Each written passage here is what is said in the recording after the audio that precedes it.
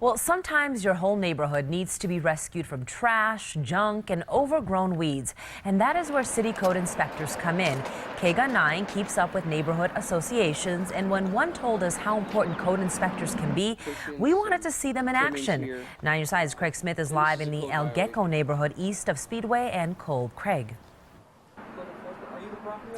Well, you know, your neighborhood might be a great place if not for some of your actual neighbors, you know, the ones who don't keep their yard quite as nice as it ought to be, and as a result, your neighborhood is not as nice as it ought to be. Now, the El Gecko Neighborhood Association told us it depends on city code inspectors to help keep the place nicer.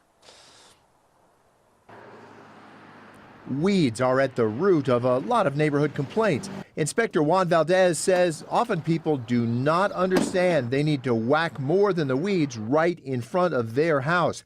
Land next to the curb is legally city property, but the law also says the weeds there are your job. We often have to explain because of that fact that's the city property, but the city code clearly states where the owner's responsibility is. Now, if you're not quite clear if your weeds are too long for city standards, you can just confer with President Washington. If your weeds are taller than a dollar bill is wide, that's a violation.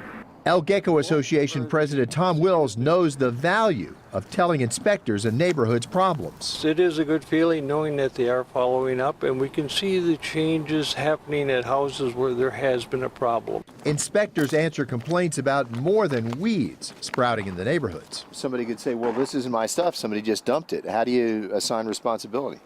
That becomes a challenge, but the fact is the code section clearly states that where the refuse is, it belongs to the responsibility of the property owner. Violators get 10 days to clean up. If they're not home, they get a phone call. If they don't shape up, fines range from $100 to $2,500.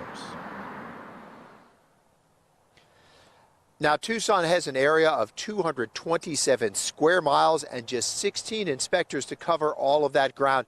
That means the inspectors are simply rushing from one call to the next, to the next, to the next, and they really can't patrol on their own to find problems on their own. Now, if you'd like to see how to file complaints in Tucson with their code inspectors or in Pima County, check out the web version of this story on KGUN9.com. Reporting live, Craig Smith, KGUN 9, on your side.